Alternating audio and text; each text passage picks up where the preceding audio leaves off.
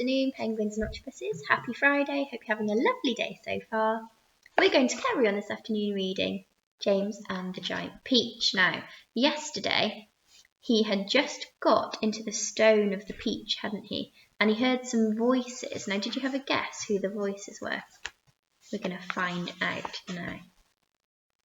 In chapter 11, James's large, frightened eyes travelled slowly round the room. The creatures, some sitting on chairs, others reclining on the sofa, were all watching him intently. Creatures? Or were they insects?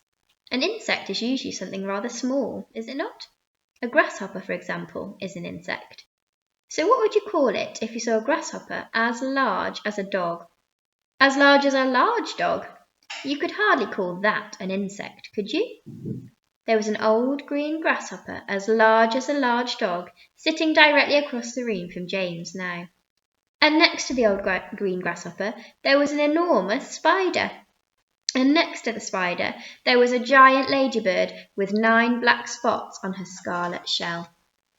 Each of these 3 was squatting upon a magnificent chair.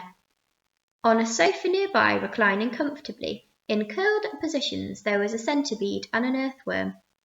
On the floor over in the far corner, there was something thick and white that looked as though it might be a silkworm, but it was sleeping soundly, and nobody was paying attention to it. Every one of these creatures was at least as big as James himself, and in the strange greenish light that shone down from somewhere in the ceiling, they were absolutely terrifying to behold. "I'm hungry," the spider announced suddenly, staring hard at James. "I'm famished," the old green grasshopper said. "So am I," the ladybird cried. The centipede sat up in a little straighter on the sofa. "Everyone's famished," he said. "We need food."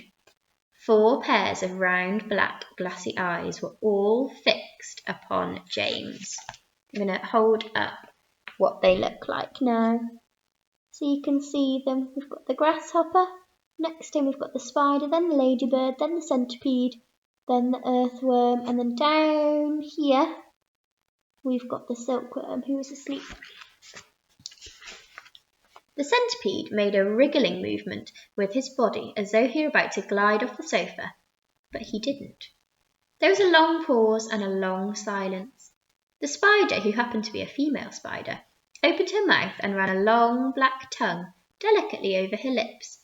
"Aren't you hungry?" she asked suddenly, leaning forward and addressing herself to James. Poor James was backed up against the far wall, shivering with fright and much too terrified to answer. "What's the matter with you?" the old green grasshopper asked. "You look positively ill." "He looks as though he's going to faint any second," the centipede said. "Oh my goodness, the poor thing," the ladybird cried. "I do believe he thinks it's him we're wanting to eat." There was a roar of laughter from all sides. "Oh dear," they said. "What an awful thought." "You mustn't be frightened," the ladybird said kindly. "We wouldn't dream of hurting you. You're one of us now, didn't you know that? You're one of the crew. We're all in the same boat." "We've been waiting for you all day long," the old green grasshopper said. "We thought you were never going to turn up. I'm glad you made it." "So cheer up, my boy, cheer up," the centipede said. "And meanwhile I wish you'd come over here and give me a hand with these boots. It takes me hours to get them off by myself." Chapter 12. James decided that this was most certainly not a time to be disagreeable, so he crossed the room to where the centipede was sitting and knelt down beside him. "Thank you so much," the centipede said. "You are very kind." "You have a lot of boots," James murmured. "I have a lot of legs," the centipede answered proudly, "and a lot of feet, 100 to be exact." "There he goes again," the earthworm cried, speaking for the first time. "He simply cannot stop telling lies about his legs. He doesn't have anything like 100 of them. He's only got 42. The trouble is, most people don't bother to count them. They just take his word. And anyway, there is nothing marvellous, you know, centipede, about having a lot of legs." "Poor fellow," the centipede said, whispering in James's ear. "He's blind. He can't see how splendid I look." "In my opinion," the earthworm said, "the really marvellous thing is to have no legs at all, and to be able to walk just the same."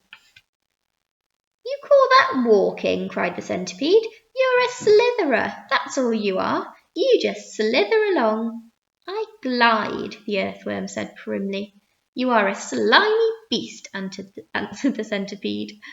I am not a slimy beast, the earthworm said. I am a useful and much-loved creature. Ask any gardener you like. And as for you, I am a pest, the centipede announced, grinning broadly and looking around the room for approval. He is so proud of that, the ladybird said, smiling at James. Though for the life of me, I cannot understand why. I am the only pest in this room, cried the centipede, still grinning away, unless you count old green grasshopper over there, but he is long past it now. He is too old to be a pest any more. The old green grasshopper turned his huge black eyes upon the centipede and gave him a withering look. Young fellow, he said, speaking in a deep, slow, scornful voice, I have never been a pest in my life. I am a musician. Hear, hear, said the ladybird. James, the centipede said. Your name is James, isn't it? Yes.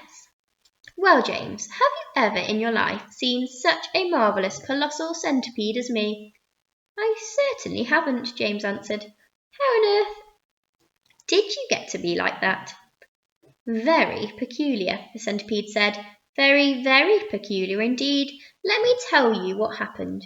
I was messing about in the garden under the old peach tree, and suddenly a funny little green thing came wriggling past my nose. Bright green it was, and extraordinarily beautiful.